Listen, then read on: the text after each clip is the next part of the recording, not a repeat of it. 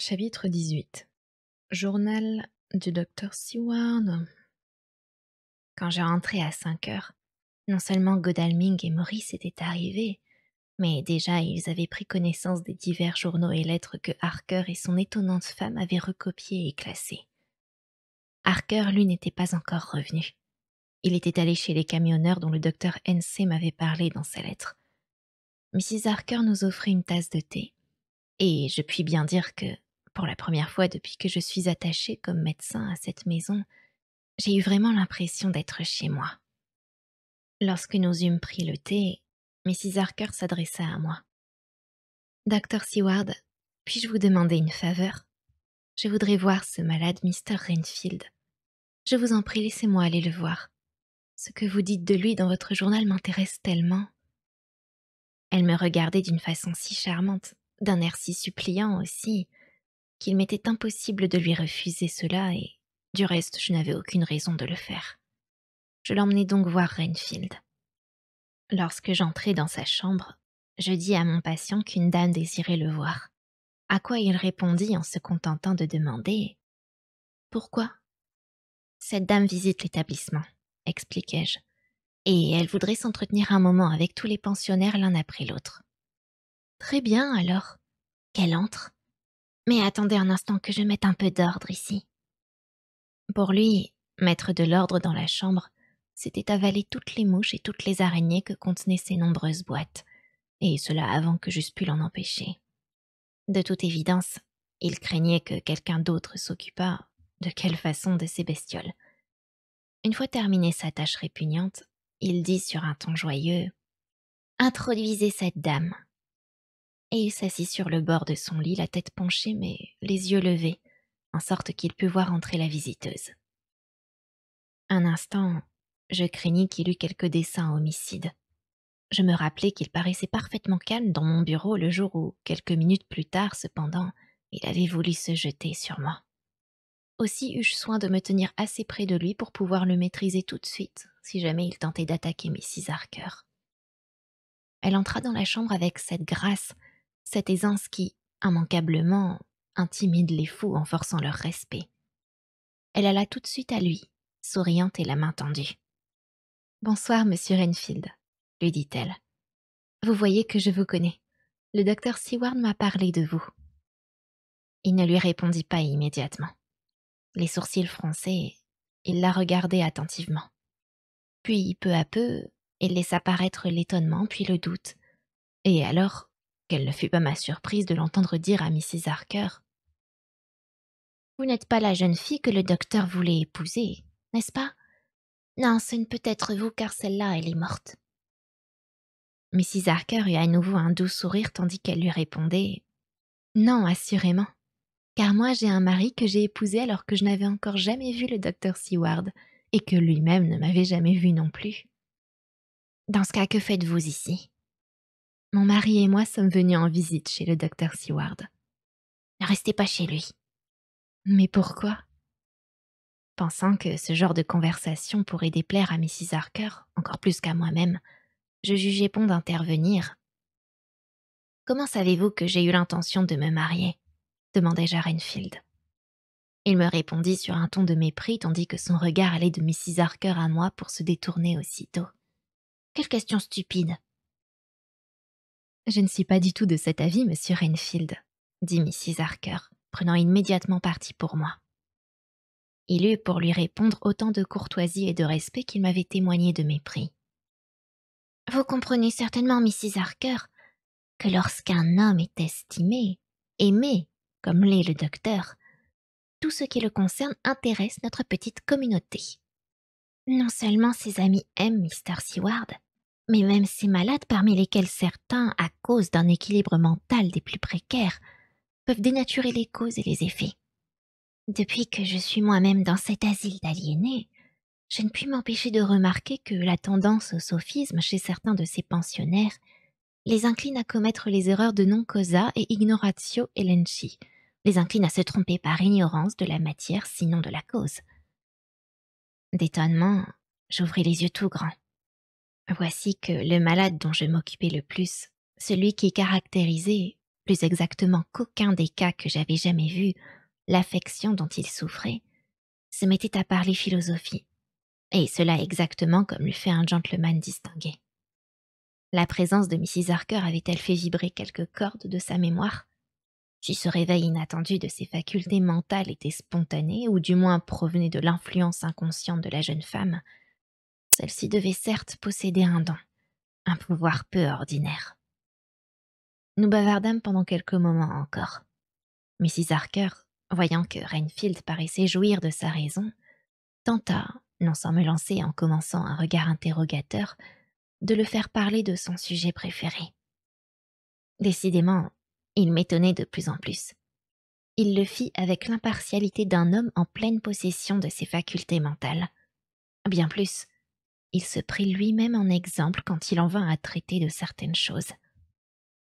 « Eh bien, vous voyez en moi un être fort étrange.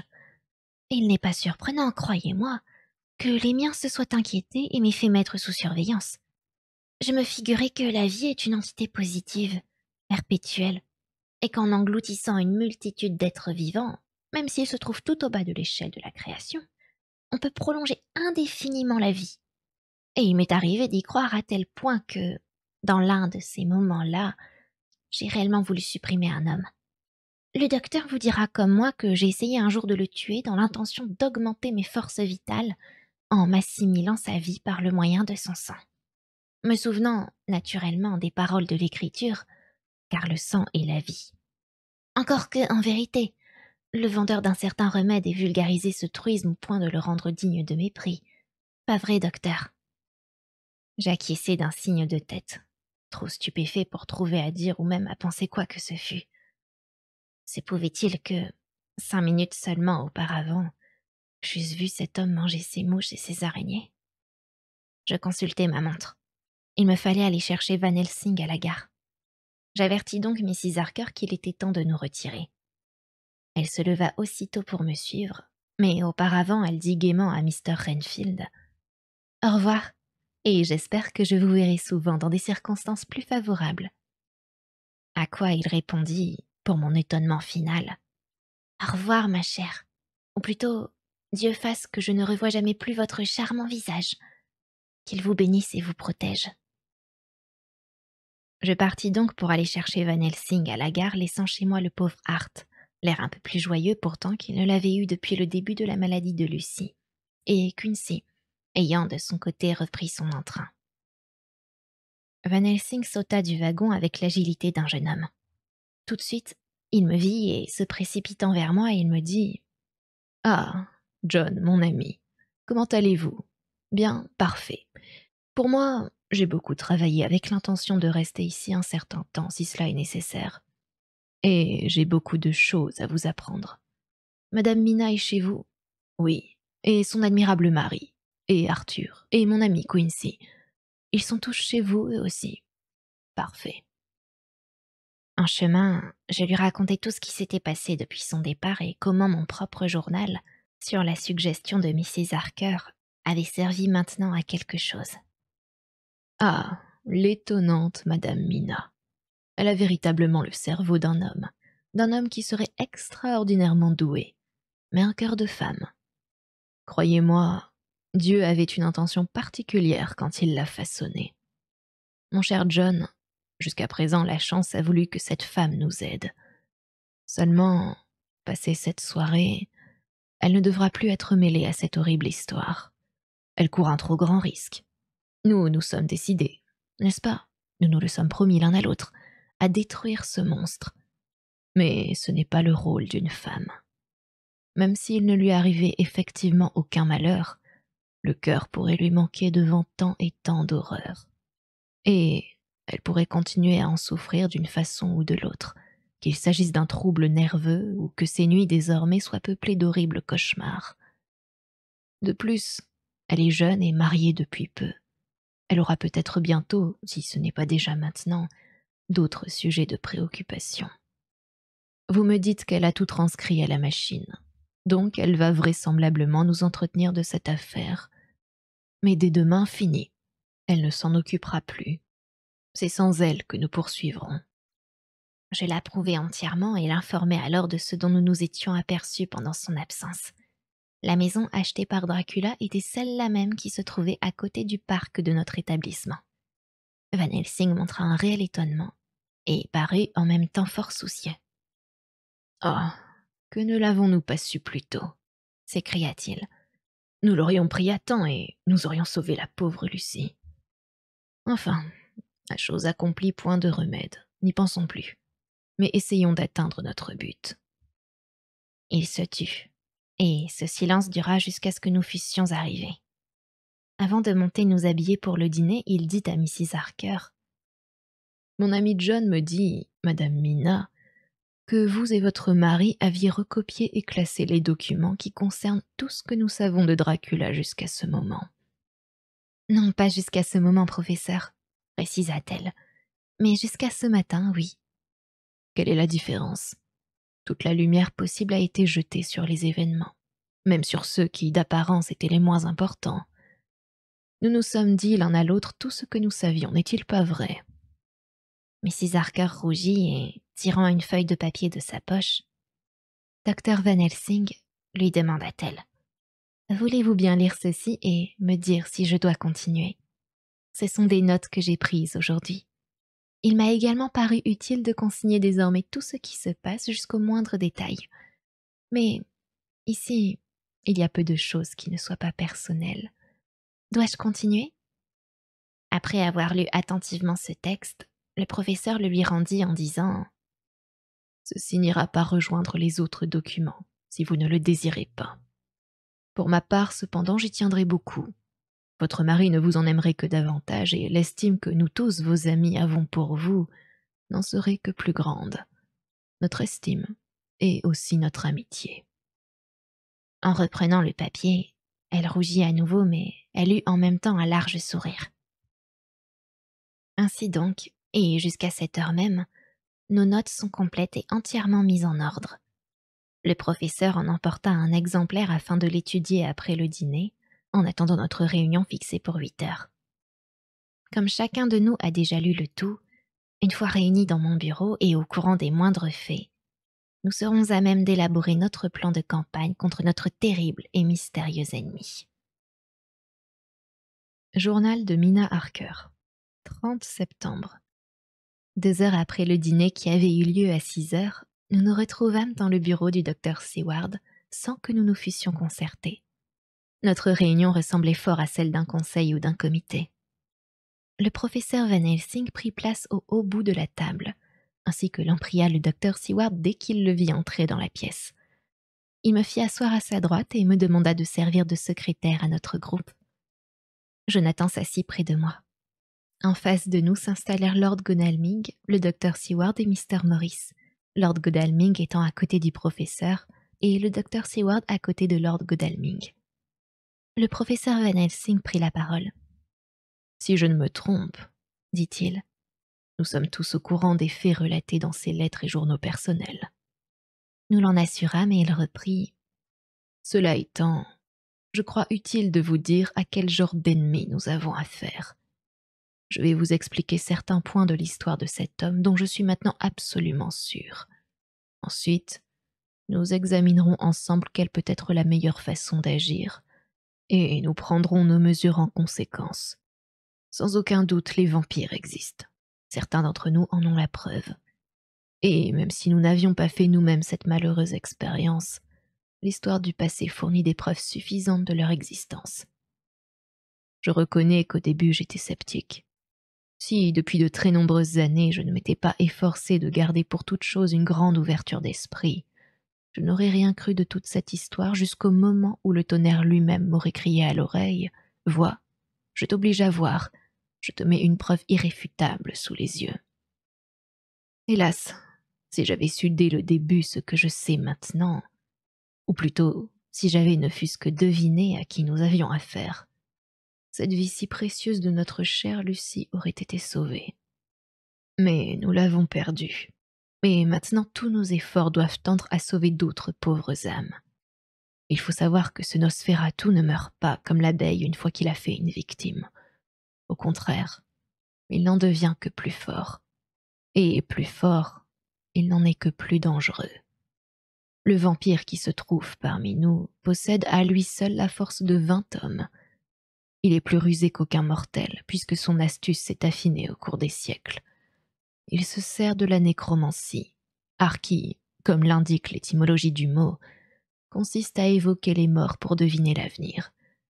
Et tous les morts dont il peut approcher sont à ses ordres. C'est une brute, et pis qu'une brute, c'est un démon sans pitié, et il n'a pas de cœur.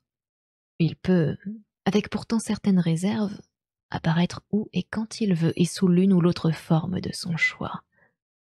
Il a même le pouvoir, dans une certaine mesure, de se rendre maître des éléments. La tempête, le brouillard, le tonnerre, et de se faire obéir de créatures inférieures telles que le rat, le hibou, la chauve-souris, la phalène, le renard et le loup.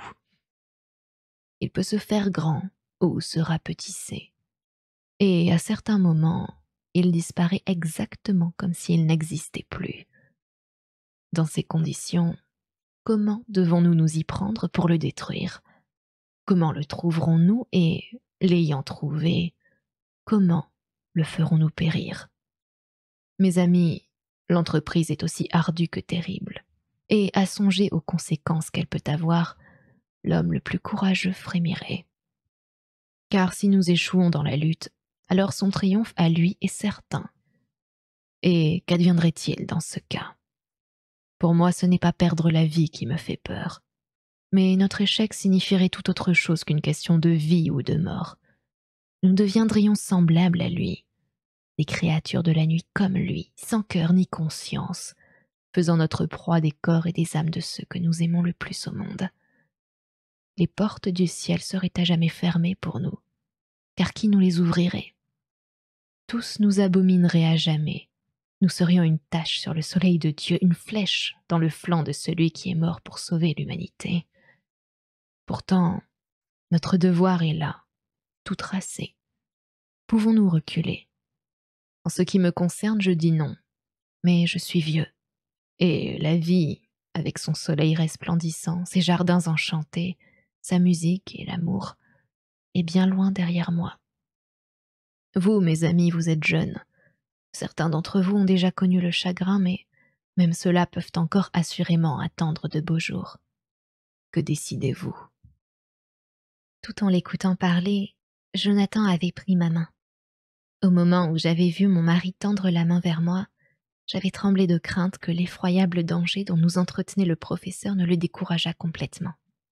Mais il me sembla revivre quand je sentis sur la mienne cette main si forte, si sûre d'elle-même, si décidée. Assurément, la main d'un homme courageux a son langage propre. Il n'y a pas qu'une femme amoureuse pour entendre ce qu'elle dit. Lorsque le professeur se tut, nous nous regardâmes dans les yeux, mon mari et moi. Toute parole entre nous était inutile. « Je réponds pour Mina et pour moi-même », dit Jonathan. « Comptez sur moi, professeur », fit Mr. Morris. « Je suis avec vous », répondit de son côté Lord Godalming. « Et je serai avec vous en souvenir de Lucie, même si je n'avais pas un autre motif pour vous aider. » Quant au docteur Seward, il se contenta de faire un signe de tête affirmatif. Nous nous serrâmes tous la main. Notre pacte solennel était conclu. J'avoue que mon cœur se glaçait. Pas un instant, toutefois, l'idée ne me vint que je pourrais renoncer à l'entreprise. Nous reprîmes chacun notre place, et le docteur Van Helsing poursuivit son explication avec un certain entrain qui montrait bien que le travail sérieux venait enfin de commencer. Bon, vous savez à présent contre quoi nous luttons. Mais de notre côté, nous ne sommes point dépourvus de force. Nous avons l'avantage du nombre, puisque le vampire est toujours seul et que nous sommes plusieurs. Nous avons les renseignements que nous donnent les livres. Nous sommes libres d'agir et de penser. Et pour ce qui est de l'action, toutes les heures du jour et de la nuit nous appartiennent. En réalité donc, ces forces dont nous bénéficions, nous sommes parfaitement libres de les employer comme nous l'entendons. Nous sommes tout dévoués à une cause. Et le but que nous nous proposons d'atteindre n'est pas d'en retirer un profit personnel, mais un profit qui s'étendra à toute l'humanité. Maintenant, considérons les limitations du vampire en général et de celui-ci, en particulier. Il faut pour cela nous référer aux traditions et aux superstitions. Celles-ci, à vrai dire, ne nous apprennent pas grand-chose quand il s'agit de vie et de mort. Or, les questions en jeu sont bien plus essentielles que la vie ou la mort. Et pourtant, il faudra nous en contenter. D'abord parce que nous y sommes bien obligés. Ensuite parce que, après tout, la tradition et la superstition ne laissent pas d'être importantes. N'est-ce pas à cause d'elles, bien que, hélas, il n'en ait pas été de même pour nous, que la plupart des hommes croient aux vampires? Il y a 1 an d'ici, lequel d'entre nous aurait admis ce que nous savons maintenant, en ce 19e siècle sceptique, positiviste, où l'esprit scientifique est tout-puissant? Nous avons repoussé une croyance, et plus tard, nous avons eu sous les yeux la preuve qu'elle n'était pas insensée. Soyez certains que le vampire, et c'est cela qui explique cette croyance que certains hommes ont toujours eue et de ses pouvoirs et de ses limitations, a donné à d'autres qu'à nous des preuves de sa réalité. Car sans doute possible, on l'a connu partout où il y a eu des hommes. Il s'est manifesté partout, dans l'ancienne Grèce, dans l'ancienne Rome, en Allemagne, en France, en Inde, même dans les presqu'îles de Chersonen. En Chine, pays éloigné de nous à tant de points de vue, il existe encore aujourd'hui et les gens le craignent. Il a suivi les hordes venues d'Islande, les Huns, les Slaves, les Saxons, les Magyars. Nous savons donc ce que nous devons savoir. Possédons tous les éléments nécessaires pour agir et, laissez-moi vous le dire, un grand nombre de croyances à son sujet se sont vérifiées au cours de notre si malheureuse expérience. Le vampire vit sans que le temps qui passe l'amène peu à peu à la mort. Il prospère aussi longtemps qu'il peut se nourrir du sang des vivants. Nous avons pu constater qu'il rajeunit, qu'il devient plus fort, et qu'il semble se refaire quand il trouve en suffisance sa nourriture préférée. Mais il lui faut ce régime. Il ne se nourrit pas comme les autres hommes. Notre ami Jonathan, qui a habité chez lui pendant des semaines entières, ne l'a jamais vu prendre un repas. Jamais. Et son corps ne projette aucune ombre. Son image ne se réfléchit pas dans un miroir. Cela aussi Jonathan l'a remarqué. D'autre part, il dispose d'une force extraordinaire, comme Jonathan de nouveau l'a constaté quand le comte a refermé la porte sur les loups et quand il a aidé notre ami à descendre de voiture. Il peut se changer en loup, ainsi qu'on l'a vu à l'arrivée du bateau à Whitby quand il a attaqué et déchiqueté un chien, ou en chauve-souris. Et c'est ainsi que Madame Mina l'a aperçu sur l'appui de fenêtre à Whitby, et que notre ami John l'a vu s'envoler de cette maison voisine. Et c'est ainsi encore que notre ami Quincy l'a vu se poser sur la fenêtre de Miss Lucy. Il peut s'approcher, entouré d'un brouillard que lui-même suscite. L'aventure effroyable de ce courageux capitaine resté à son gouvernail le prouve. Mais nous savons aussi qu'est limité l'espace sur lequel s'étend ce brouillard qui ne fait précisément que l'entourer, le protéger. Le vampire apparaît en grains de poussière sur les rayons d'un clair de lune. Et c'est comme cela que Jonathan a aperçu ces 3 femmes dans le château de Dracula. Il peut se faire si petit et si mince que, souvenez-vous, Miss Lucy, avant de connaître la paix éternelle, s'est glissée par une fente de la largeur d'un cheveu qui existait dans la porte de son tombeau.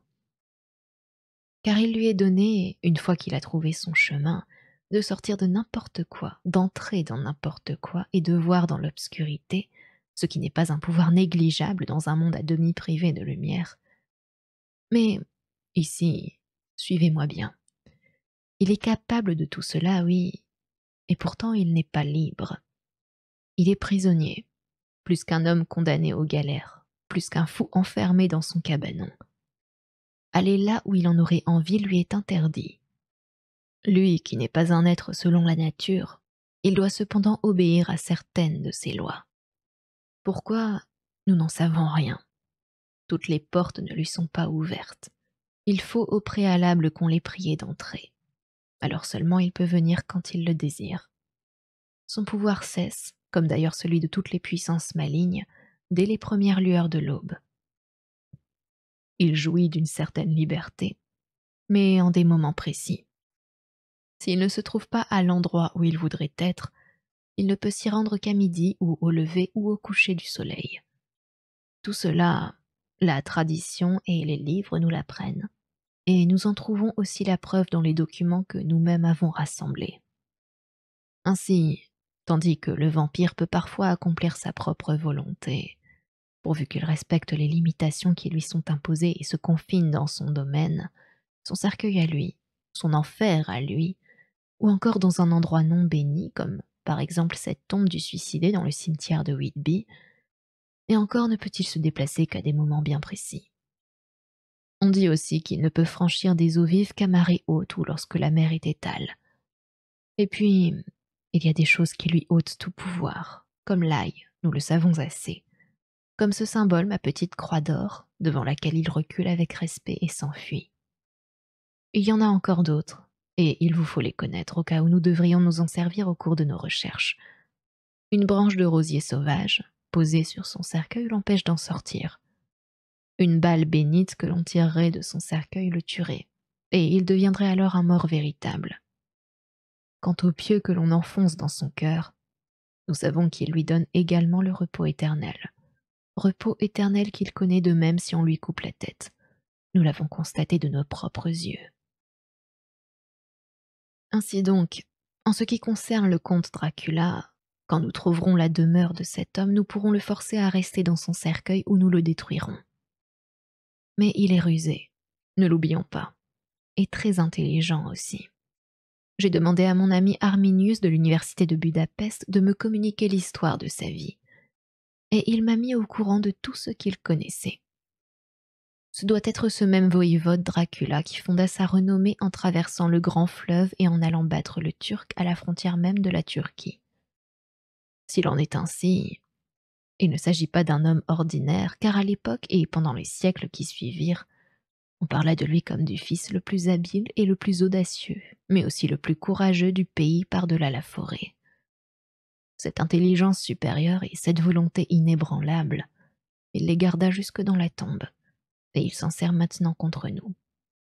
Les Dracula, dit Arminius, appartenaient à une illustre et noble race, encore que certains d'entre eux, au cours des générations successives, s'il faut en croire les contemporains, aient eu des rapports avec le malin. Ils se mirent à son école et apprirent ses secrets à Scholomance, dans les montagnes qui dominent le lac d'Hermannstadt, où le diable revendique un disciple sur 10 comme sa propriété. Les documents emploient les termes de Stregoïka, sorcière, Ordog, Etpokol, Satan, enfer. Et l'un des manuscrits parle de notre Dracula comme d'un vampire, vocable que tous ici nous ne comprenons que trop bien. C'est de sa propre semence, de lui seul, que sont nés tant de grands hommes et de femmes illustres, et leur tombeau sanctifie cette terre qui est la seule dans laquelle le monstre se trouve chez lui. Car parmi les caractéristiques qui le rendent si effrayant, la moindre n'est pas qu'il soit profondément enraciné dans tout ce qui est bon. Il ne pourrait perdurer dans un terrain vierge de mémoire sacrée. Depuis un bon moment déjà, Mr. Morris ne cessait pas de regarder par la fenêtre. Finalement, il se leva sans donner aucune explication et sortit de la pièce. Le professeur s'était tu un moment. Bientôt, il reprit. « Et maintenant, nous devons décider de ce que nous allons faire. Nous disposons de beaucoup de données, et c'est à partir de là qu'il nous faut établir notre plan. Nous savons, d'après l'enquête qu'a menée Jonathan, que 50 caisses de terre sont venues du château de Dracula à Whitby, et que toutes ont été envoyées à Carfax. Mais nous savons également que l'on est venu ensuite en rechercher au moins quelques-unes. À mon avis, il nous faut en premier lieu nous assurer si toutes les autres sont bien restées dans cette maison, ou si on en a encore enlevé. Dans ce cas, nous rechercherons... » Il fut interrompu d'une façon assez surprenante. Nous entendîmes au dehors un coup de pistolet. Une balle fit voler en éclats une vitre de la fenêtre, puis, faisant ricocher du haut de l'embrasure, vint frapper le mur du fond de la pièce. Sans doute suis-je pusillanime, car je criai de peur. D'un bond, les hommes se levèrent tous en même temps. Lord Godalming se précipita à la fenêtre, qu'il ouvrit aussitôt. Nous entendîmes alors la voix de Mr. Morris. « Mille excuses. Je vous ai effrayé, n'est-ce pas ? Je rentre vous raconter ce qui s'est passé. » Un instant plus tard, il était de nouveau dans le bureau. « C'est idiot de ma part, dit-il, et je vous prie très sincèrement de me pardonner, Mrs. Harker. Je crois que je vous ai fait terriblement peur. Mais voici, pendant que le professeur parlait, une grosse chauve-souris est venue se poser sur le rebord de la fenêtre. Depuis les événements récents, j'ai une telle horreur de ces sales bêtes que je ne peux plus en voir une sans vouloir la tuer. Cela m'est arrivé je ne sais combien de fois déjà depuis plusieurs soirs. Et vous vous moquiez de moi, n'est-ce pas, Hart? L'avez-vous touchée? Demanda le docteur Van Helsing. Je ne crois pas, car elle a continué à voler en direction du bois. Sans un mot de plus, il se rassit et le professeur acheva ce qu'il avait à dire. Nous rechercherons chacune de ces caisses et, quand nous saurons où elles se trouvent, ou bien nous nous emparerons de ce monstre, ou bien nous le tuerons dans un de ses repères. Ou encore, nous rendrons inefficace la terre contenue dans les caisses afin qu'il n'y soit plus en sûreté. Ainsi, nous le prendrons sous sa forme humaine entre l'heure de midi et le coucher du soleil. Nous engagerons la lutte avec lui au moment où il est le plus faible. En ce qui vous concerne, Madame Mina, à partir de ce soir, vous ne vous occuperez plus de rien jusqu'à ce que tout soit fini. Vous nous êtes trop précieuse pour vous exposer à de si grands dangers. Une fois que nous serons séparés ce soir, vous ne nous poserez plus aucune question. Nous vous raconterons tout en temps opportun. Nous sommes, nous, des hommes, capables de supporter les plus dures épreuves. Mais vous serez notre étoile et notre espoir. Et nous agirons avec d'autant plus de liberté que nous saurons que vous êtes à l'abri de tout danger. Tous, et même Jonathan, parurent soulagés d'une grande inquiétude. Cependant, je ne trouvais pas souhaitable qu'ils se lancent sans moi dans cette aventure, car plus nombreux nous eussions aussi été d'autant plus forts. Mais leur résolution était prise et je n'avais qu'à m'incliner, à accepter le chevaleresque souci qu'ils prenaient de ma sécurité. Mr. Morris intervint alors. « Comme il n'y a pas de temps à perdre, dit-il, je propose que nous allions tout de suite voir ce qui se passe dans cette maison. Quand on a affaire à ce monstre, chaque minute est importante. En agissant rapidement, peut-être l'empêcherons-nous de faire une victime de plus. » Je l'avoue, je sentis mon courage m'abandonner au moment où je compris qu'ils allaient se mettre à l'œuvre sur le champ. Mais je n'en laissai rien paraître de crainte que, s'ils s'apercevaient jamais que mes terreurs pouvaient devenir une entrave à leur entreprise, ils ne me permettent même plus désormais d'assister à leurs discussions. Ils sont maintenant allés à Carfax, emportant tout ce qui leur est nécessaire pour entrer dans la maison. Cela ressemble bien aux hommes. Ils m'ont dit d'aller me coucher et de dormir, comme si une femme pouvait dormir quand ceux qu'elle aime sont en danger. Mais je me mettrai au lit et ferai semblant de dormir pour que Jonathan, quand il rentrera, n'éprouve pas de nouvelles inquiétudes à mon sujet. Journal du docteur Seward, 1er octobre, 4 heures du matin. Juste au moment où nous allions sortir, on vint me demander de la part de Renfield si je pouvais le voir immédiatement, car il avait à me dire une chose de la plus haute importance. Je répondis qu'étant occupé pendant toute la soirée, j'irais le voir de bonne heure le lendemain matin. « Il semble plus impatient que jamais, monsieur, » insista le surveillant. « Je voudrais me tromper, mais j'ai l'impression que si vous n'allez pas le voir tout de suite, il aura une de ses crises les plus violentes. » J'avais confiance dans le jugement de cet homme. Je décidai donc de me rendre auprès de mon malade et demandai à mes compagnons de bien vouloir m'attendre quelques minutes. « Permettez-moi de vous accompagner, mon cher John, » fit Van Helsing. « J'ai pris beaucoup d'intérêt à lire dans votre journal ce que vous dites de son cas, qui n'est pas sans rapport de temps à autre avec le cas dont nous nous occupons. Je tiendrai beaucoup à voir ce malade et, précisément quand une crise le menace. »« Puis-je venir aussi ?» demanda Lord Godalming. « Et moi ?» fit à son tour Quincy Morris. « Et moi ?» demanda Harker. D'un signe de tête, je répondis oui, et ensemble, nous revînmes dans le corridor. En effet, Renfield était fort excité, mais je ne l'avais jamais entendu parler avec tant de bon sens. Je ne l'avais jamais vu montrer tant de calme assurance dans ses manières. Il faisait preuve d'une étonnante compréhension de son propre cas, ce que je n'avais encore jamais observé chez aucun de mes malades. Et il ne doutait pas que les raisons qu'il avançait ne l'emportassent sur celles que nous pourrions lui opposer. Ce qu'il avait de si urgent à me demander, c'était de le laisser rentrer chez lui. Il prétendait qu'il était entièrement guéri et qu'il ne souffrait plus du moindre trouble mental. J'en appelle à vos amis, me dit-il. Peut-être voudront-ils bien juger de mon cas. À propos, vous ne m'avez pas présenté. J'étais si interdit que, au moment même, l'idée de présenter à d'autres personnes un fou interné dans notre asile ne me parut pas insolite. En outre, il y avait vraiment quelque chose de digne chez cet homme et on voyait qu'il avait eu l'habitude de la vie sociale. Je n'hésitai donc pas à faire les présentations. Mr. Renfield, Lord Godalming, le professeur Van Helsing, Mr. Quincy Morris du Texas, Mr. Jonathan Harker. Il leur serra la main en s'adressant à chacun d'eux tour à tour. Lord Godalming, j'ai eu l'honneur d'aider votre père à Windham, et j'apprends à regret qu'il n'est plus puisque c'est vous à présent qui portez le titre. Il était aimé et honoré de tous ceux qui le connaissaient. J'ai entendu dire que dans sa jeunesse, il avait inventé un punch au rhum, fort apprécié les soirs du derby. Mr. Morris, vous avez des raisons d'être fier de votre grand état. Son entrée dans l'Union constitue un précédent qui peut avoir de très importantes conséquences au moment où le pôle et les tropiques voudront s'allier à la bannière étoilée. On mesurera la puissance du traité quand la doctrine de Monroe prendra sa vraie place en tant que fiction politique. Et que dirais-je du plaisir qui m'est offert de rencontrer le professeur Van Helsing. Monsieur, je ne m'excuserai point de négliger tout préambule conventionnel. Quand un homme a révolutionné la thérapeutique par ses découvertes sur l'évolution continuelle du cerveau, les formes banales de politesse sont déplacées car si on les employait à son égard, on semblerait vouloir le ravaler au rang des autres hommes.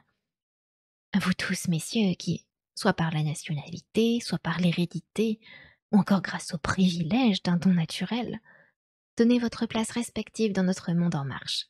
Je vous prends à témoin. Je suis aussi sain d'esprit que la majorité au moins des hommes qui jouissent de leur liberté entière. Mais j'en suis certain, Dr. Seward, vous-même qui êtes très bon, qui avez étudié le droit aussi bien que la médecine, et qui êtes un savant, vous jugerez qu'il est de votre devoir moral d'examiner mon cas avec une attention toute particulière. Ces dernières paroles, il les prononça en prenant un air convaincu et courtois tout ensemble qui n'était pas sans charme. Je pense que notre étonnement à chacun était grand.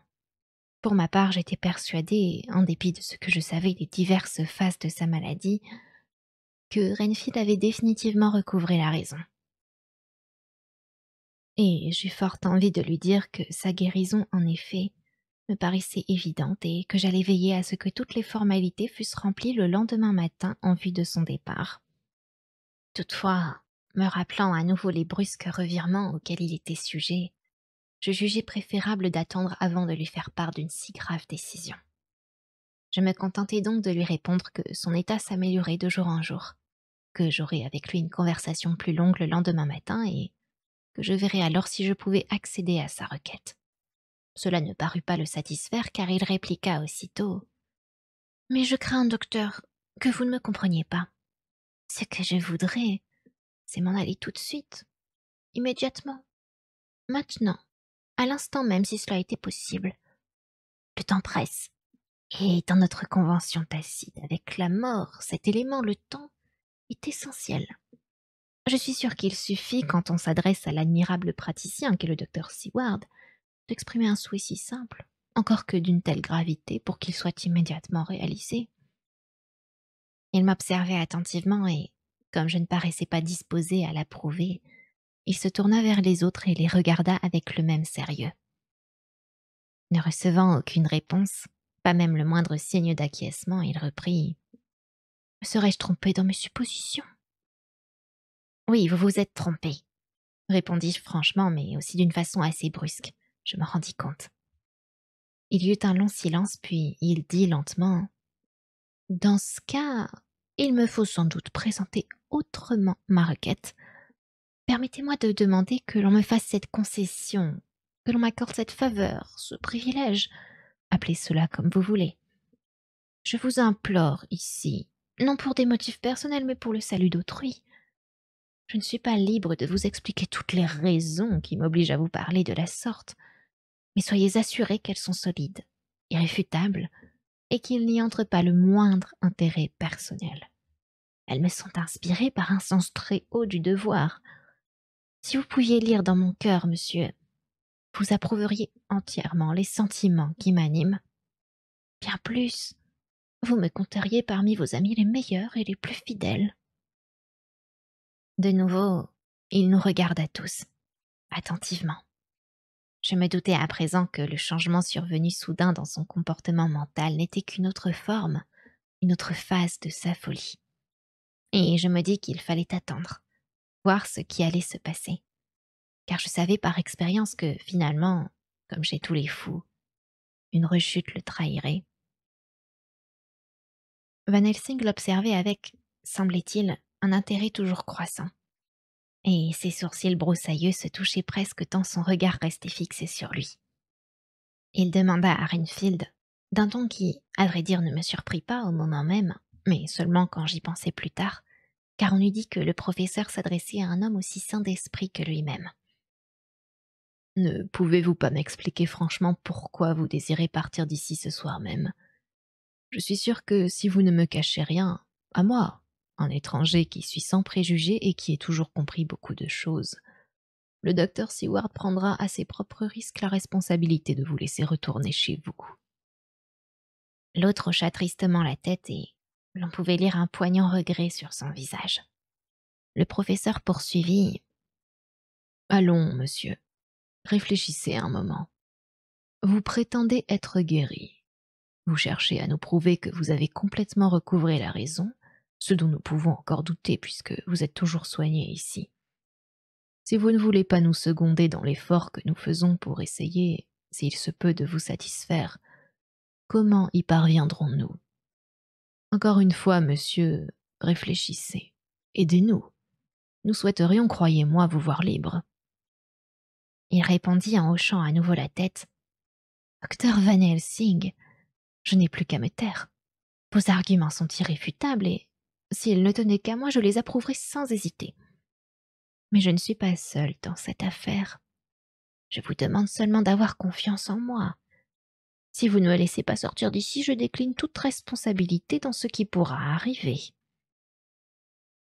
Je jugeais qu'il était temps de mettre fin à l'entretien qui devenait d'une gravité trop comique, et je me dirigeai vers la porte en disant simplement « Venez, mes amis, nous avons à travailler.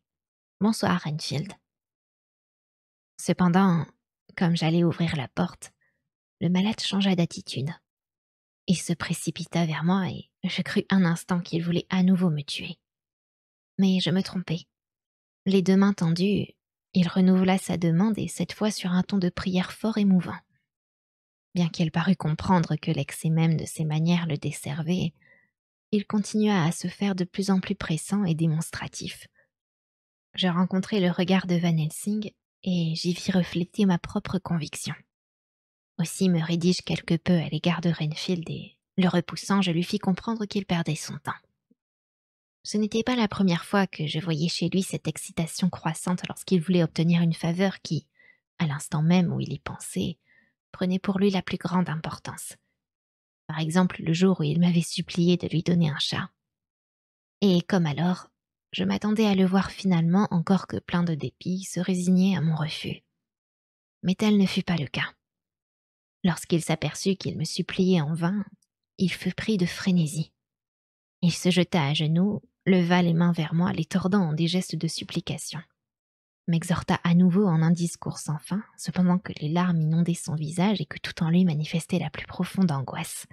« Je vous en prie, docteur Seward, je vous en supplie. Laissez-moi quitter cette maison tout de suite. Peu importe la manière dont vous me laisserez partir, peu importe aussi où vous m'enverrez. Faites-moi accompagner par des gardes munis de fouets et de chaînes, qu'ils me mettent une camisole de force, des menottes et au pied des fers et qu'ils me conduisent en prison. Mais pour l'amour de Dieu, laissez-moi sortir d'ici. En m'obligeant à rester ici, vous ignorez le mal que vous faites et à qui vous le faites. Je vous parle du plus profond de mon cœur, de mon âme même. Ayez pitié de moi. Par tout ce qui vous est sacré, par tout ce qui vous est le plus cher au monde, par votre amour que vous avez perdu, mais par votre espoir qui demeure, par le Dieu Tout-Puissant, faites-moi sortir d'ici et sauvez mon âme du péché. Ne m'entendez-vous pas, docteur? Ne me comprenez-vous pas? Ne voulez-vous pas vous rendre à l'évidence? Ne voyez-vous pas que je suis parfaitement sain d'esprit et que je vous parle très sérieusement? Que je ne suis pas un fou en pleine crise, mais un homme jouissant de toute sa raison et qui veut sauver son âme. Comprenez-moi donc. Laissez-moi partir. Laissez-moi partir. J'ai pensé que plus cette scène durerait, plus il s'exciterait, et qu'alors la vraie crise se produirait. Allons, allons, dis-je sévère. Cela suffit. Mettez-vous au lit et essayez de vous calmer. Interdit, il me regarda quelques instants. Puis, sans un mot, il se releva et alla s'asseoir sur le bord de son lit. Comme je m'y attendais, de même qu'en de semblables circonstances précédentes, la prostration suivait l'exaltation. Comme, après avoir fait passer mes compagnons devant moi, j'allais à mon tour sortir de la chambre, il me dit encore, d'une manière calme, polie, « J'espère, docteur Seward, que vous vous rappellerez plus tard que j'ai fait tout ce que j'ai pu ce soir pour vous convaincre. » Chapitre 19. Journal de Jonathan Harker, 1er octobre, 5 heures du matin. C'est l'esprit tranquille que je sortis avec les autres pour aller à Carfax, car je n'avais jamais vu Mina si forte, si sûre de soi. Qu'elle fût mêlée à toute cette affaire avait été pour moi un véritable cauchemar. Mais maintenant qu'elle consent à nous laisser agir seule, je suis quelque peu rassurée. D'ailleurs, je l'espère, elle-même a maintenant le sentiment d'avoir fait ce qu'elle avait à faire.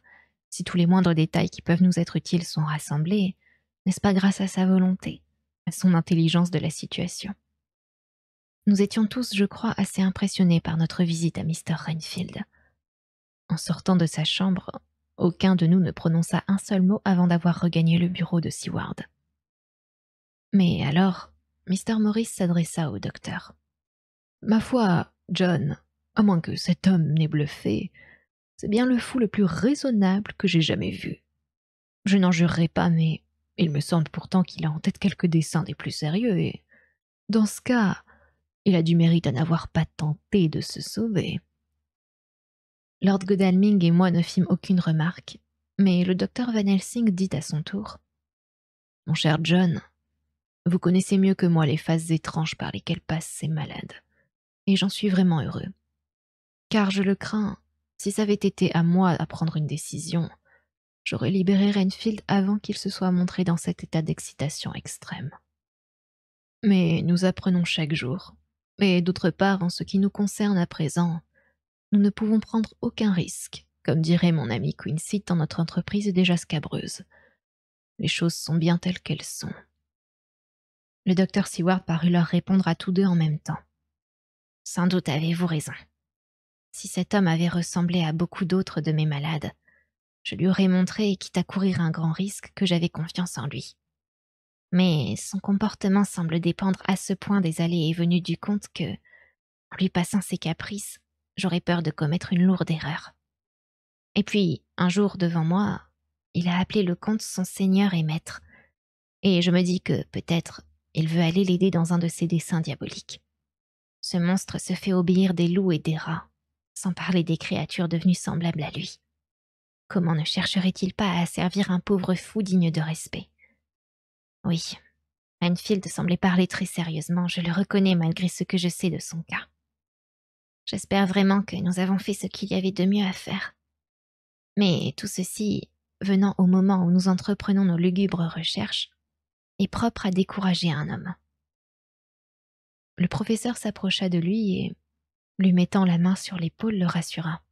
« Mon cher ami, n'ayez aucune crainte.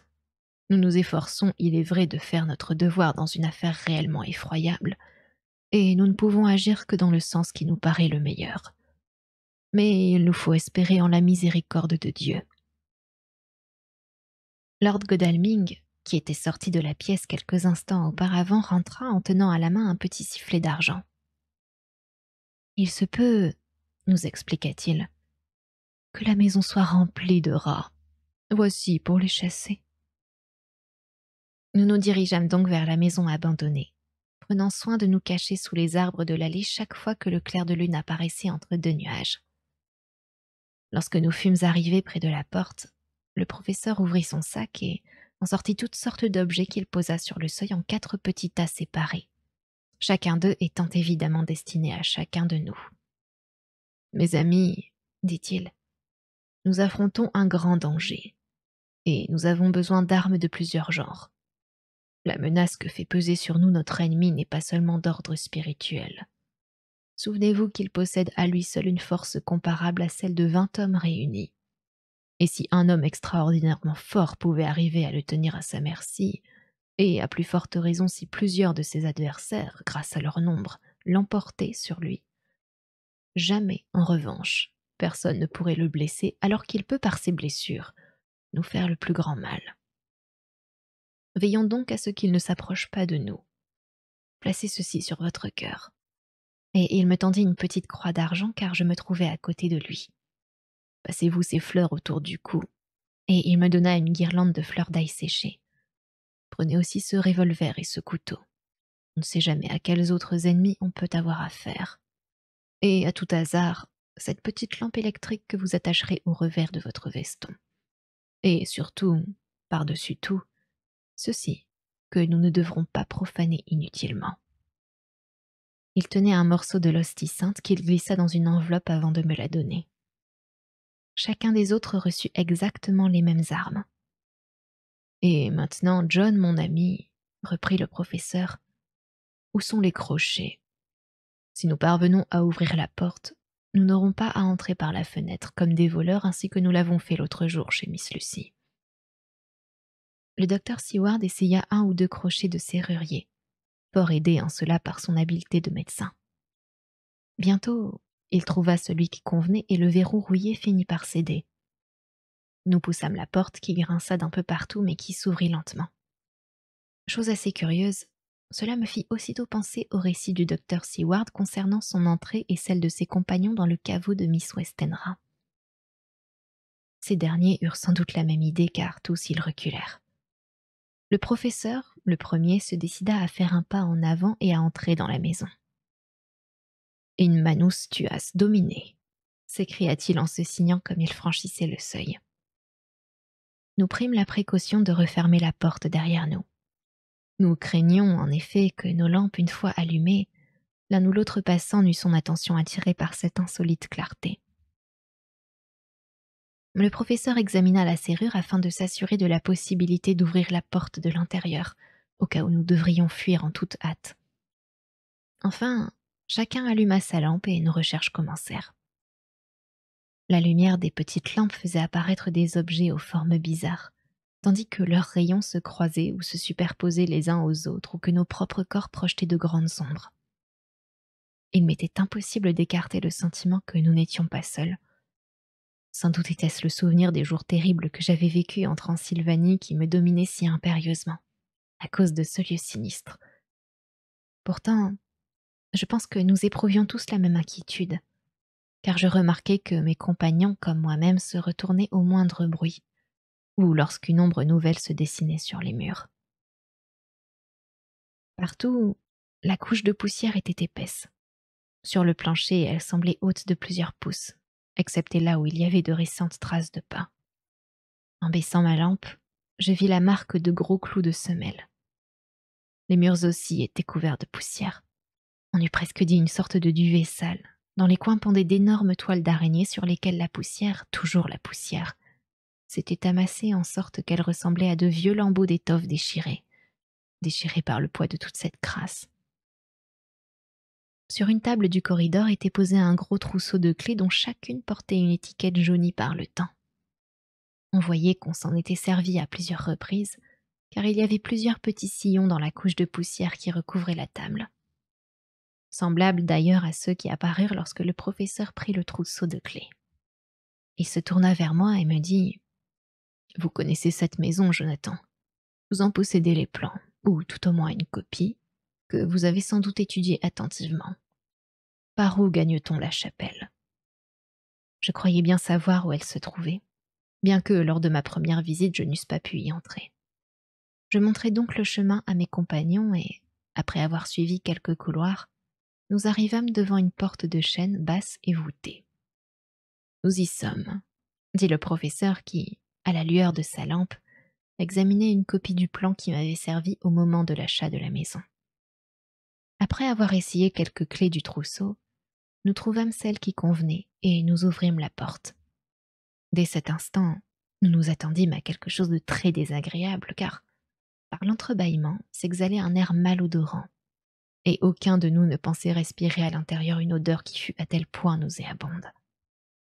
Excepté moi, personne de notre petit groupe n'avait encore approché le comte et pour ma part, lorsque je l'avais vu, ou bien il était dans ses appartements et en période de jeûne, ou bien bouffi de sang frais dans un bâtiment en ruine, presque à ciel ouvert. Mais l'endroit où nous étions parvenus était étroit et entièrement fermé. Fermé depuis combien de temps? Et l'air en était vicié. On y sentait la terre, et l'on avait de plus la sensation que des miasmes s'en dégageaient. Quant à l'odeur même, comment expliquer ce qu'elle était réellement? Non seulement il y entrait, semblait-il, tous les maux capables de donner la mort et l'âcreté du sang, mais on eût dit que la corruption elle-même s'était corrompue. Y penser me rend encore malade. Chaque expiration du monstre semblait être restée attachée aux pierres de cette chapelle. En d'autres circonstances, cela eût suffi à mettre fin à notre entreprise. Mais le but que nous nous étions proposé était d'une telle importance, d'une telle gravité que nous nous sentions mus par une force qui nous élevait au-dessus de toute considération d'ordre simplement physique. Après un mouvement de recul involontaire, mais certes naturel, chacun de nous se mit au travail comme si ce lieu répugnant avait été un parterre de roses. « Avant tout, dit le professeur, il faut voir combien il reste de caisses. Nous allons examiner tous les trous, tous les recoins, et chercher quelque indice qui puisse nous apprendre où l'on a emporté les autres. » Nous eûmes rapidement compté les caisses qui se trouvaient là, car, de fait, c'étaient des coffres énormes. Impossible de se tromper. Des 50, il en restait seulement 29. À un moment donné, je tressaillis de peur, car, voyant Lord Godalming se retourner brusquement pour regarder par la porte restée entr'ouverte, ce qui se passait dans le couloir dont l'obscurité était complète, je regardai moi aussi. Un instant, j'eus l'impression que mon cœur cessait de battre. Il m'avait semblé voir, se détachant dans l'ombre, les yeux flamboyants du comte, son nez aquilin, ses lèvres rouges, et la pâleur effrayante du reste de son visage. Rien qu'un instant, en vérité. Lord de Godalming murmura « J'avais cru voir un visage, mais ce n'était que des ombres. » Et il reprit tout de suite ses recherches. Mais je dirigeai ma lampe vers la porte et retournai dans le couloir. Je n'y vis absolument personne. Puisqu'il n'y avait là ni recoin, ni autre porte, ni ouverture d'aucune espèce, mais seulement les murs forts épais, je dus reconnaître qu'il n'existait pas de cachette, même pour lui. La peur m'avait rendu victime de mon imagination. Je ne dis rien à mes compagnons. Quelques minutes plus tard, Maurice, qui était en train d'examiner un coin de la chapelle, s'en éloigna brusquement. Tous nous le suivîmes des yeux, sans aucun doute, la nervosité nous gagnait. Nous aperçûmes une masse phosphorescente qui scintillait comme des étoiles. D'instinct, nous reculâmes et bientôt la chapelle fut remplie de rats. Nous restâmes un moment véritablement effrayés. Seul Lord Godalming gardait son sang-froid et semblait s'être attendu à pareille chose. Se précipitant vers la lourde porte de chêne, il tourna la clé dans la serrure, fit glisser le verrou et ouvrit tout grand les battants. Puis, tirant de sa poche le petit sifflet d'argent, il siffla. À cet appel, les chiens qui se trouvaient derrière l'établissement du docteur Seward répondirent par des aboiements et, pas plus d'1 minute plus tard, 3 terriers tournèrent le coin de la maison. Inconsciemment, à nouveau, nous reculâmes. Et c'est alors que je remarquai que la poussière, ici près de la porte, avait été foulée. Les caisses qui manquaient, c'était donc par ici qu'on les avait emportées. Mais pendant la minute qui venait de s'écouler, d'autres rats étaient venus se joindre au premier, de sorte que nous avions devant nous un spectacle incroyable. Ils grouillaient dans toute la chapelle, si bien qu'à la lueur de nos lampes, éclairant leurs petits corps sombres en perpétuelle agitation et leurs vilains yeux brillants, l'intérieur de la chapelle ressemblait à une terrasse couverte de lucioles. Les chiens, se précipitant, allaient rentrer, lorsque sur le seuil ils s'arrêtèrent soudain, grondèrent, puis levant le museau tous en même temps se mirent à hurler à la mort. Les rats arrivaient maintenant par milliers. Quant à nous, nous sortîmes, nous tenant près de la porte. Lord Godalming prit l'un des chiens dans ses bras et l'introduisit dans la chapelle. À l'instant où ses pattes touchèrent le plancher, le terrier parut reprendre courage et donna la chasse à ses adversaires naturels. Ceux-ci s'enfuirent si vite qu'il eut à peine le temps d'en tuer une vingtaine et que les 2 autres chiens, entrés de la même manière, cherchèrent en vain leur proie, à part quelques rats qu'ils purent encore attraper. Les rats disparus, nous eûmes l'impression qu'une présence maligne s'était retirée. Les chiens couraient çà et là, la queue frétillante, et aboyaient, cette fois joyeusement tandis qu'ils jouaient de façon assez cruelle avec les cadavres de leurs victimes. Et nous aussi, nous nous sentions animés comme d'un nouveau courage. Était-ce que l'atmosphère empoisonnée s'était trouvée quelque peu purifiée une fois la porte de la chapelle ouverte, ou était-ce nous qui éprouvions semblable soulagement maintenant que nous n'étions plus enfermés? Je ne sais. Mais assurément la menace qui pesait sur nous sembla nous quitter tel un vêtement dont on se débarrasse, et notre présence en ce lieu perdit un peu de son caractère sinistre, sans que, pour autant, notre détermination faiblît le moins du monde. Nous refermâmes la porte, à clé, au verrou et à la chaîne, et notre fouille de la maison commença. Nous n'y vîmes vraiment rien de particulier, sinon partout de la poussière en quantité extraordinaire, et cette couche de poussière dans toutes les pièces était intacte, si l'on accepte la trace qui avait imprimé mes pas lors de ma première visite. À aucun moment, les chiens ne manifestèrent la moindre inquiétude et même, lorsque nous revînmes dans la chapelle, ils allèrent d'un côté et de l'autre l'air aussi ravis que s'ils avaient chassé le lapin en plein bois par une belle journée d'été. Le jour commençait à poindre lorsque nous regagnâmes la porte d'entrée. La clé de cette porte, le docteur Van Helsing l'avait détachée du trousseau. Il referma convenablement la porte derrière lui et mit la clé dans sa poche. « Eh bien, dit-il, nos recherches cette nuit se sont passées à merveille. Nous n'avons pas dû faire face au danger que je redoutais. Et cependant nous savons maintenant combien il manque de caisses. Mais ce dont je me réjouis le plus, c'est que ce premier pas, peut-être le plus difficile, le plus périlleux, nous l'avons accompli sans notre si chère Madame Mina, alors que toutes ces heures de veille et de sommeil eussent désormais et à jamais été troublées si, comme nous, elle avait vu ce spectacle, entendu ces bruits, respiré ces odeurs. De plus, ces recherches, si l'on peut toutefois conclure à partir d'un cas particulier, nous ont prouvé ceci. Les affreuses bêtes qui sont aux ordres du comte n'obéissent pourtant pas à son pouvoir purement spirituel. Car voyez, ces rats qui arrivent en grand nombre dès qu'il les appelle, comme du haut de son château il appelait les loups quand vous vouliez partir, Jonathan, ces rats se sont enfuis dans la plus grande confusion à la seule vue de chiens aussi petits que des terriers. Nous ne sommes qu'au début de nos nouvelles épreuves, il est vrai. Ce monstre, ce n'est assurément pas la seule et dernière fois cette nuit qu'il a exercé son pouvoir sur le monde animal. Il n'a fait que disparaître momentanément. Au moins nous a-t-il déjà donné l'occasion de crier échec dans cette terrible partie dont l'enjeu n'est rien moins que des âmes humaines. Mais maintenant rentrons. Il va faire jour et nous pouvons être satisfaits de notre première nuit de travail. Quand nous rentrâmes, on n'entendait rien dans l'établissement endormi, sinon les cris de quelques malheureux dans une salle au bout du couloir, et des gémissements venant de la chambre de Renfield. Sans doute le pauvre homme se torturait inutilement l'esprit, ce qui est fréquent chez ceux qui souffrent de troubles mentaux. Je suis entrée dans notre chambre sur la pointe des pieds. Mina dormait, respirant si lentement que je dus me pencher sur elle pour entendre son souffle. Elle est plus pâle que d'habitude, pourvu que la réunion d'hier soir ne l'ait pas trop bouleversée. Je suis si heureux de savoir qu'elle ne participera plus à nos recherches, ni même à nos délibérations. À entendre certaines choses, elle pourrait s'effrayer.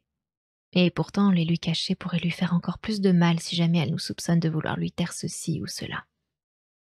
À l'avenir, il faut donc qu'elle ne se doute nullement de nos diverses décisions, qu'elle ne sache absolument rien de notre travail, au moins jusqu'au moment où nous serons à même de lui annoncer que la Terre est définitivement débarrassée d'un monstre redoutable. J'avoue qu'il me sera difficile de garder le silence, alors que nous avions l'habitude de nous confier entièrement l'un à l'autre. Mais je tiendrai bon et, quand elle se réveillera, je ne lui dirai rien de ce que nous avons vu cette nuit. Si elle me questionne à ce sujet, je refuserai de lui répondre. Je vais m'étendre sur le sofa afin de ne pas la déranger dans son sommeil. 1er octobre plus tard.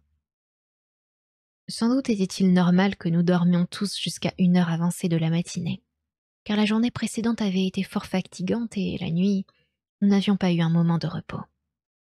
Mina elle-même devait se sentir éreintée car, malgré l'heure tardive, c'est moi qui, éveillé le premier, dut l'appeler 2 ou 3 fois avant qu'elle ne s'éveille à son tour.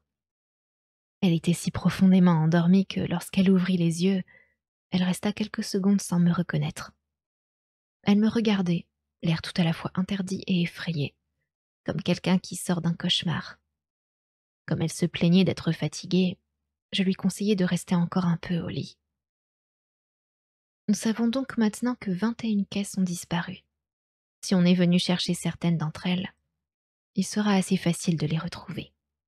Évidemment, cela simplifierait de beaucoup notre travail, et plus tôt nous les aurons retrouvées, mieux ce sera. J'irai voir aujourd'hui Thomas Snelling. Journal du Dr Seward, 1er octobre. Il était près de midi lorsque je m'éveillai. Le professeur marchait dans ma chambre. Son entrain était visible. Un entrain qui ne lui est pas coutumier. Sans aucun doute, ce que nous avions découvert la nuit lui avait ôté de l'esprit un grand souci.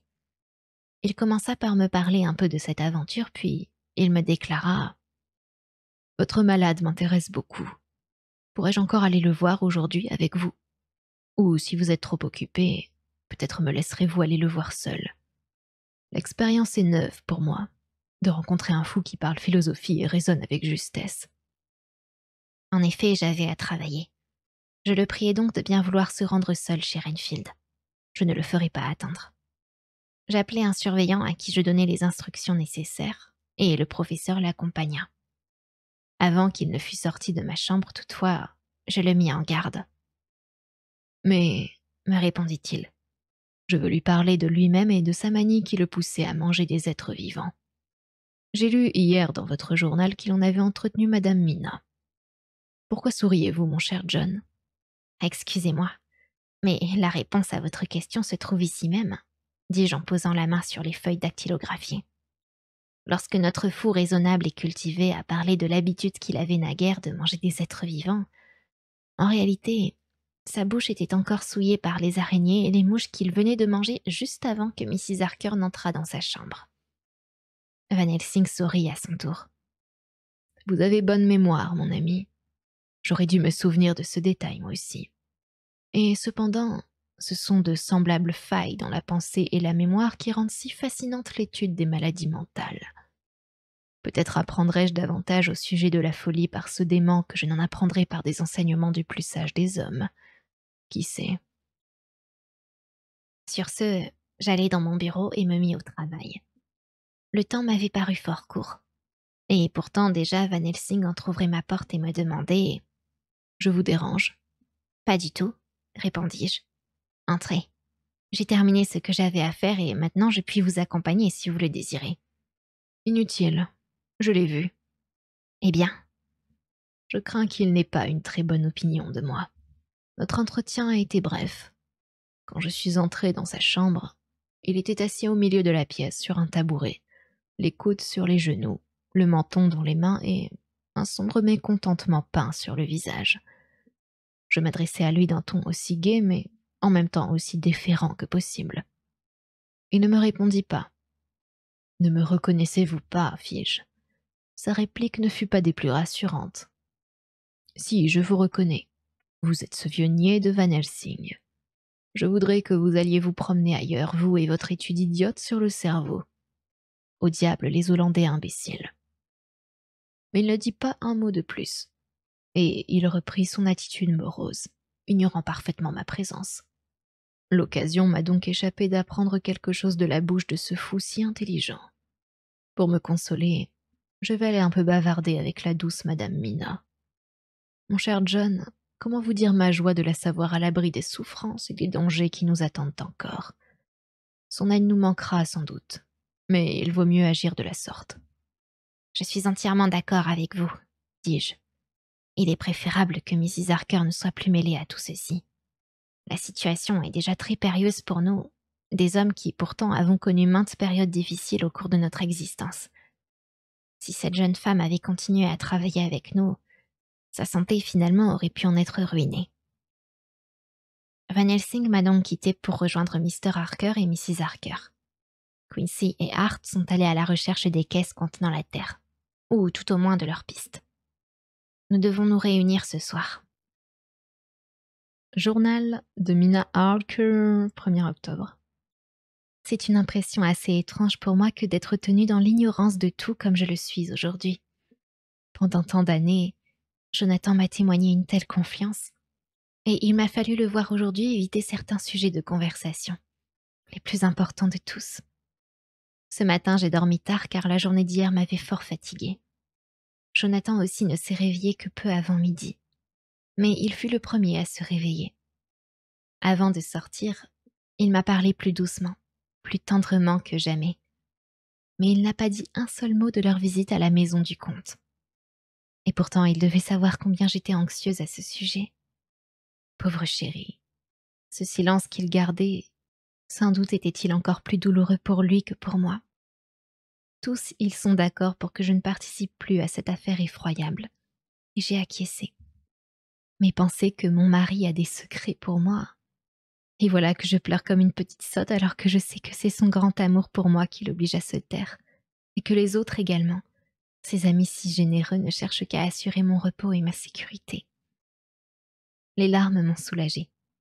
Et puis je me dis qu'un jour Jonathan me racontera tout. De peur qu'il ne pense jamais, ne fût-ce qu'un instant que je lui cache la moindre chose, je tiendrai mon journal comme d'habitude. Et s'il a douté de ma confiance, je le lui ferai lire. Ses yeux si chers liront chacune de mes pensées.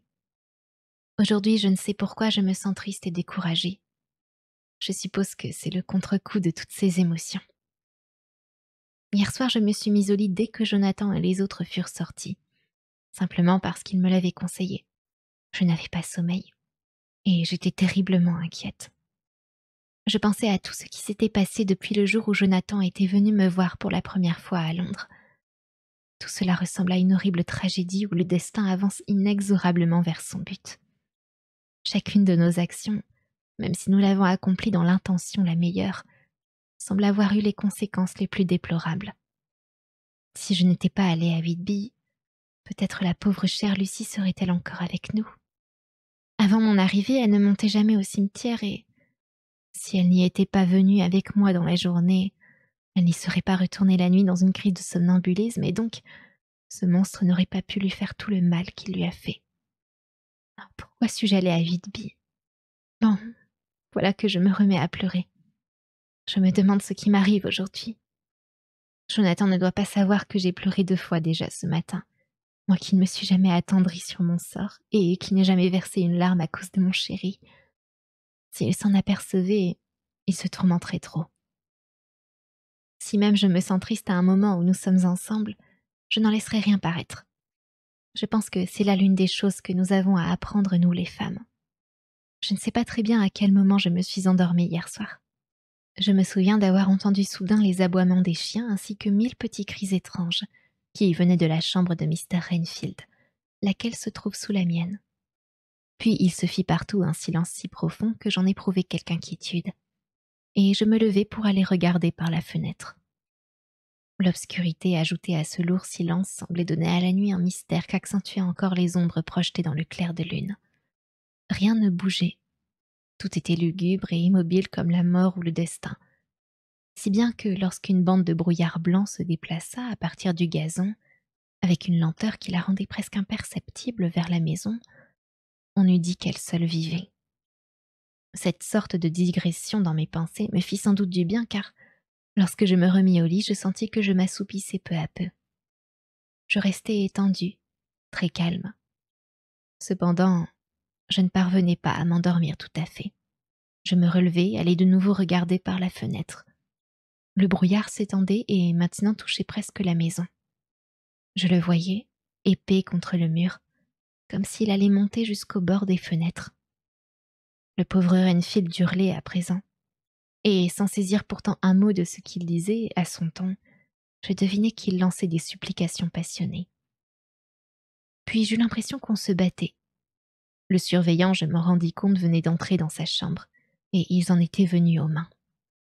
Je fus si effrayée que je retournai me glisser dans mon lit, me couvris la tête de mes couvertures et me bouchai les oreilles. À ce moment-là, je n'avais plus du tout sommeil, du moins je le croyais. Pourtant j'ai dû m'endormir peu après car, à part certains rêves, je ne me rappelle rien de ce qui s'est passé jusqu'au matin, lorsque Jonathan m'a éveillée. Il m'a fallu un moment et un certain effort, je crois, pour comprendre où je me trouvais et que c'était Jonathan qui se penchait sur moi. Quant à mon rêve, il était singulier, et il montre bien comment nos pensées conscientes se prolongent dans nos rêves ou s'y mêlent confusément. Ce rêve, le voici. J'étais endormie et j'attendais le retour de Jonathan. Terriblement anxieuse à son sujet, il m'était pourtant impossible de me lever et d'agir comme je l'aurais voulu. Mes pieds, mes mains, mon cerveau étaient immobilisés sous un poids très lourd. Dans mon sommeil, je me sentais mal à mon aise, et je ne pouvais pas m'empêcher de penser. Alors j'eus la sensation que l'air était lourd, humide et froid tout ensemble. Je rejetai les couvertures et je m'aperçus avec surprise que la chambre était plongée dans l'obscurité. La lumière du gaz que j'avais simplement baissée afin que Jonathan, en rentrant, y vît clair, n'était plus qu'une petite lueur rouge, à peine visible dans le brouillard qui, de plus en plus épais, entrait dans la pièce. Je me souvins que j'avais pourtant fermé la fenêtre avant de me remettre au lit. Je voulus m'en assurer, mais un engourdissement semblait enchaîner mes bras, mes jambes et même ma volonté. J'attendis. Qu'aurais-je pu faire d'autre? Et je fermai les yeux, mais je voyais à travers mes paupières. Les rêves ont de ces fréquentes bizarreries. Le brouillard s'épaississait toujours, et je voyais maintenant de quelle manière il entrait, comme de la fumée, ou plutôt comme la vapeur de l'eau en ébullition. Non pas par la fenêtre, mais par les fentes de la porte. Bientôt, on eût dit une colonne de nuages s'élevant au milieu de la chambre, et au sommet de laquelle la lumière de la lampe brillait tel un petit œil rouge. Tout se mit à tourner dans mon cerveau, à mesure que la colonne de brouillard s'amassait dans la chambre et, à travers ce brouillard, je voyais les mots de l'écriture. Colonne de nuages le jour, de feu la nuit. Était-ce une sorte d'avertissement que l'on me donnait dans mon sommeil? Mais la colonne était composée de l'élément du jour et de l'élément de la nuit, car c'était bien le feu qui brillait dans l'œil rouge et, à cette idée, je le trouvais de plus en plus fascinant. Jusqu'au moment où, tandis que je le regardais toujours, le feu se divisa et, à travers le brouillard, sembla briller au-dessus de moi, pareil à deux yeux rouges, tels ceux dont Lucie m'avait parlé dans son égarement passager quand, sur la falaise de Whitby, les rayons du soleil couchant frappaient les vitraux de St. Mary's Church. Soudain, je frémis d'horreur en me disant que c'était ainsi que Jonathan avait vu ces trois créatures infernales se détacher des rayons de la lune, où tourbillonnait la poussière et prendre peu à peu la forme de femmes. Puis je dus m'évanouir tout en rêvant car il n'y eut plus autour de moi que des ténèbres. Dans un dernier effort conscient de mon imagination, j'aperçus un visage livide qui, sortant du brouillard, se penchait sur moi. Je dois me méfier de rêves semblables car, s'ils se reproduisaient souvent, ils deviendraient dangereux pour ma raison. Je voudrais demander au docteur Van Helsing ou au docteur Seward quelque chose qui me fasse dormir. Seulement je crains qu'ils ne s'alarment. Si je leur racontais mon rêve en ce moment, ils n'en seraient que plus inquiets à mon sujet. Cette nuit, j'essaierai de dormir naturellement. Si je n'y parviens pas, demain soir, je leur demanderai un soporifique. En prendre une seule fois ne me sera pas nuisible, et j'aurai une nuit de bon sommeil. Celle que je viens de passer m'a plus fatiguée que si je n'avais pas dormi du tout. 2 octobre, 10 heures du soir. La nuit dernière, j'ai dormi. Dormi sans rêver et profondément, sans doute car Jonathan ne m'a pas réveillée en se mettant au lit. Pourtant, le sommeil ne m'a pas reposée. Aujourd'hui encore, je me suis sentie fort faible et découragée. Hier, j'ai passé toute la journée à essayer de lire ou à somnoler. Dans l'après-midi, Mr. Renfield a demandé à me voir. Le pauvre homme a été très aimable et, au moment où j'allais le quitter, il m'a baisé la main tout en priant Dieu de me bénir. Cela m'a beaucoup touchée. Je pleure quand je pense à cet homme. Nouvelle faiblesse que je dois cacher. Jonathan serait trop malheureux s'il savait que j'ai pleuré. Lui et les autres ne sont rentrés qu'à l'heure du dîner, très fatigués. J'ai fait tout ce que j'ai pu pour les revigorer et je suppose que cet effort m'a réconfortée moi-même car j'ai peu à peu oublié ma fatigue. Après le dîner, ils m'ont conseillé de me mettre au lit. Quant à eux, ils sortaient le temps de fumer une cigarette, m'ont-ils dit. Mais je savais très bien qu'ils voulaient parler de ce que la journée leur avait appris à chacun. À voir Jonathan, je devinais qu'il avait découvert quelque chose d'important. Je sentais que je ne m'endormirais pas facilement, et j'ai prié le docteur Seward de me donner un léger soporifique car, lui expliquai-je, je n'avais pas bien dormi la nuit précédente. Il m'en a préparé un, très léger, et m'a assuré qu'il était inoffensif. Je l'ai pris, mais j'attends toujours le sommeil. Ou plutôt aussi, je vais m'endormir, je le sens. Mais voilà que j'éprouve une nouvelle crainte. N'ai-je pas eu tort de prendre ce soporifique? Il aurait peut-être beaucoup mieux valu rester éveillé toute la nuit. Trop tard, je m'endors. Bonsoir. Bonne nuit. Aïe aïe aïe.